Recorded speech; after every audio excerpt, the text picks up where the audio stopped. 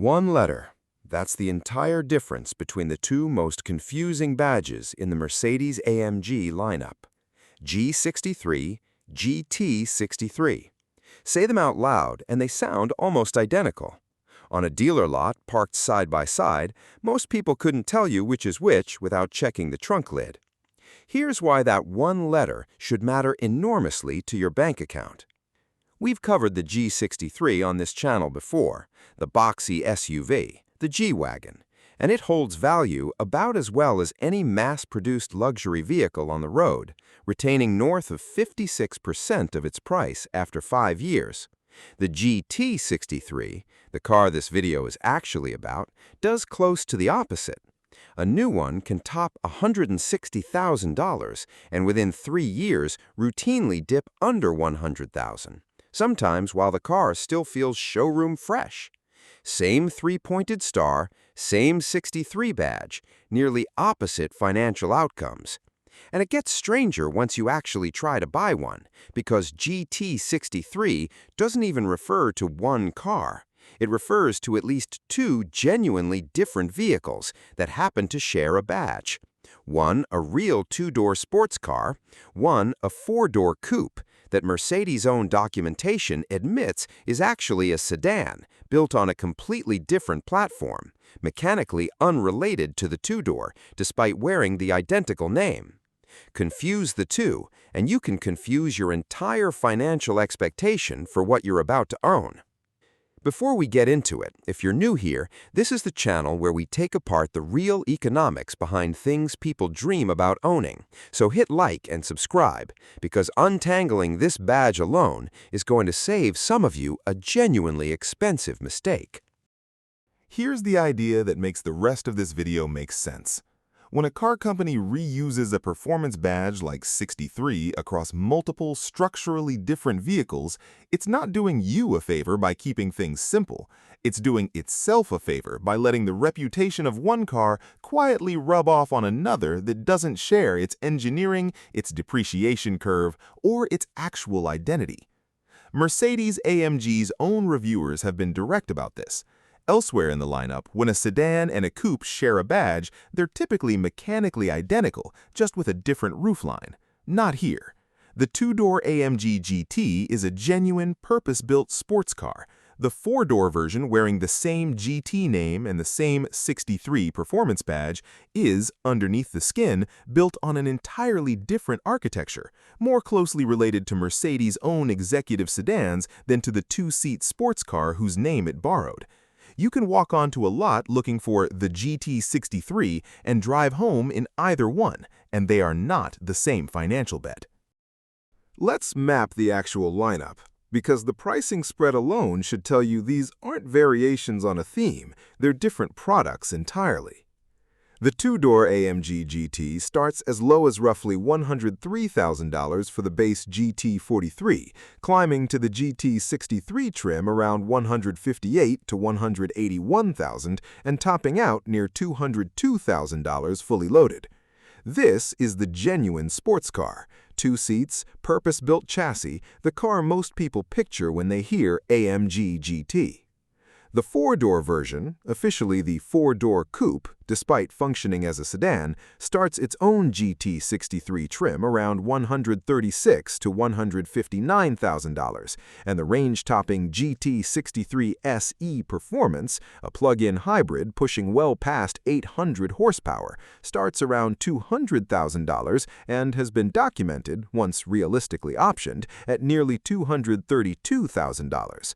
That hybrid flagship alone costs almost as much as a well-optioned two-door for a car built on a fundamentally different platform. Two vehicles, same core badge, a price overlap wide enough that you could genuinely cross-shop them without realizing you're comparing a sports car to a sedan.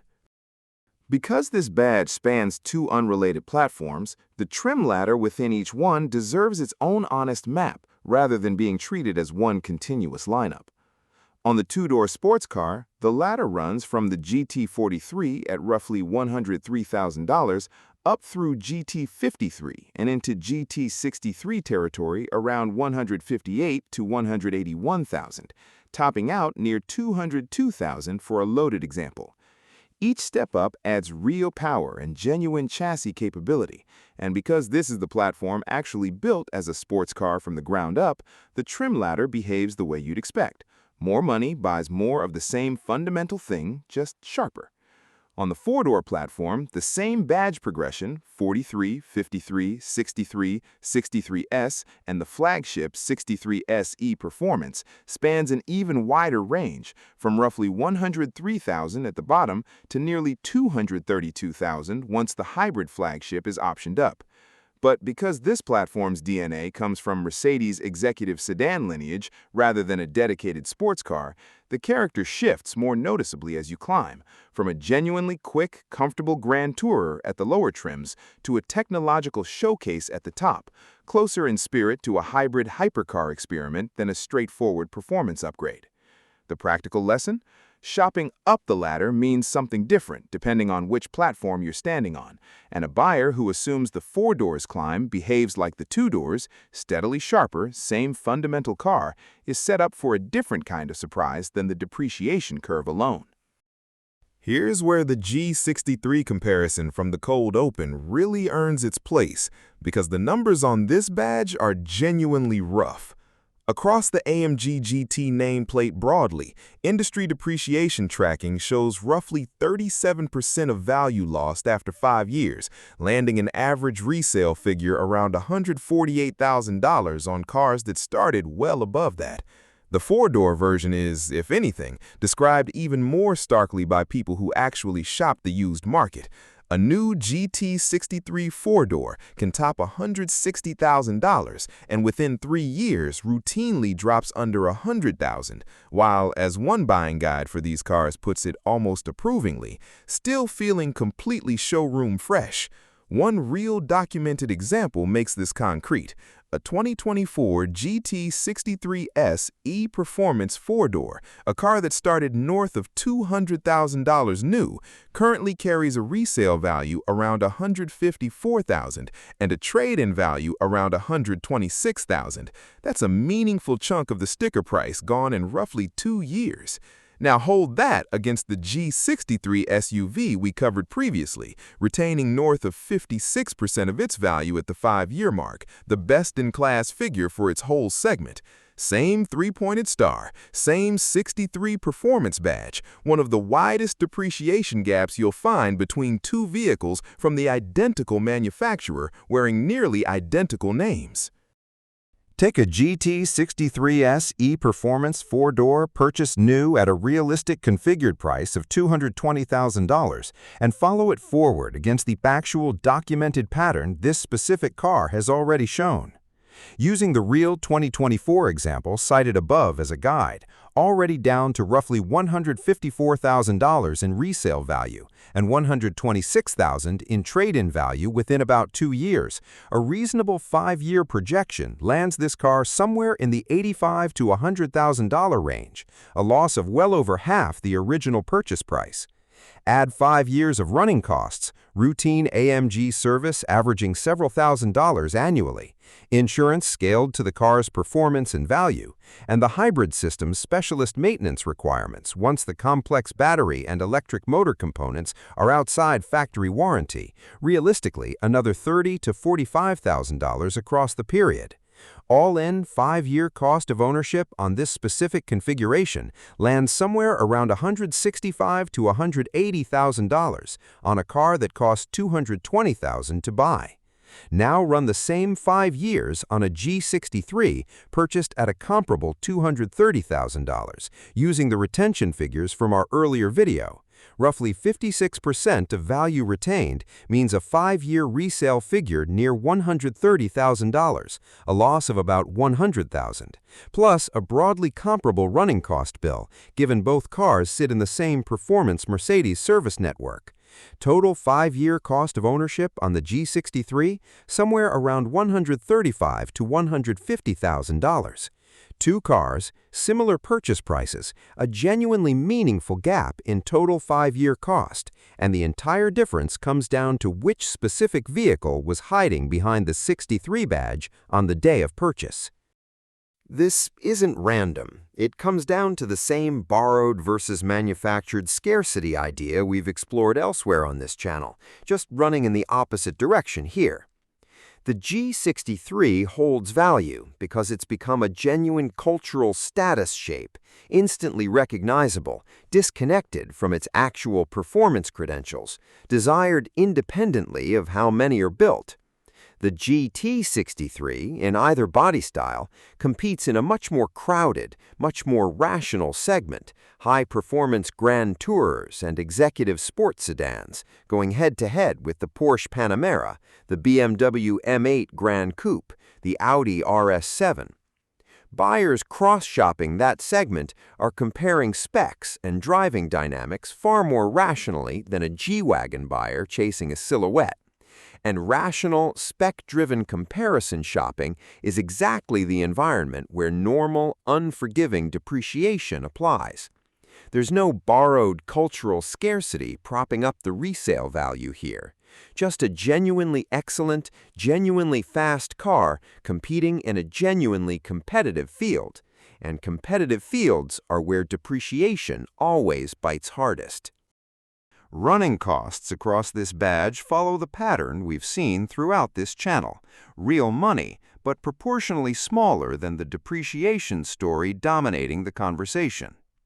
Routine AMG V8 maintenance runs comparably to other performance Mercedes products in this bracket, with insurance and service costs scaling with the car's performance profile rather than its badge.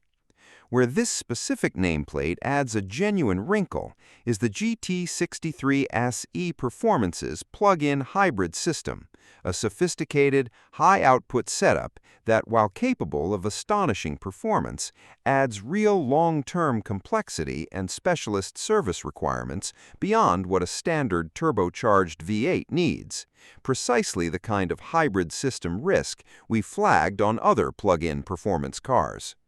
Its official all-electric range and combined efficiency figures have been described by reviewers as genuinely underwhelming for a plug-in hybrid, meaning buyers are absorbing that added mechanical complexity without a correspondingly meaningful efficiency benefit in return.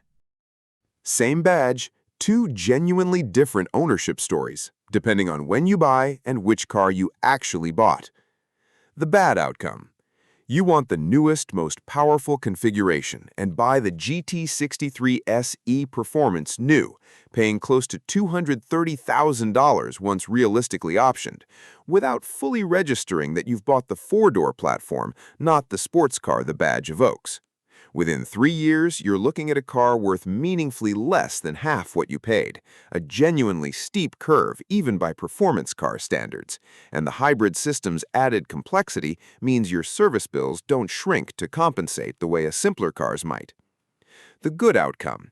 You let someone else absorb that first brutal ownership stretch and buy a 3-year-old example instead, landing a car that, by the used market's own description, still feels showroom fresh for a price that's already cleared the steepest part of the depreciation curve. You know precisely which body style you're buying, understanding the 2-door and the 4-door as the genuinely different vehicles they are, rather than variations of one car, and you budget for the hybrid system's real complexity if you've chosen the E-Performance variant, rather than being surprised by it later. Same badge on the trunk lid, completely different financial exposure, and the difference was never about which options list you chose. None of this makes buying new irrational. It just means the buyer needs to understand exactly what they're trading for that steep early depreciation. A genuinely excellent car, full manufacturer warranty coverage precisely during the years when a complex hybrid system is most likely to need it, and, for the SE Performance buyer specifically, access to genuinely cutting-edge hybrid performance technology that hasn't fully trickled down to the used market yet. For a buyer who values being first, who wants the warranty coverage during a hybrid powertrain's least proven years, or who simply wants the specific configuration only available new, the depreciation is a real known cost being paid for something genuinely difficult to get any other way. So, is a Mercedes-AMG GT63 a good thing to own? The car, either version, is a genuinely excellent piece of engineering. The economics depend entirely on understanding which car you're actually buying and when. Confuse this badge with its SUV-shaped cousin and you'll be shocked at how differently the resale story plays out. Confuse the two-door sports car with the four-door sedan wearing the identical name, and you may end up disappointed by a car that was never mechanically the vehicle you thought you were buying. Buy new without understanding the depreciation curve ahead of you, and you'll absorb the steepest, least forgiving loss on this entire channel's roster of performance cars. That's the trick hiding in plain sight in a name as simple as GT63. It sounds like one car, it's actually a badge worn by several, and the letters separating it from its SUV-shaped cousin is doing more financial work than almost any other single character on a Mercedes trunk lid. So if you're chasing a GT63, the real first question was never the trim level or the options list. It's which car specifically you're actually looking at, and whether you're prepared for a depreciation curve that has almost nothing in common with the other 63 badge parked one row over on the same dealer lot.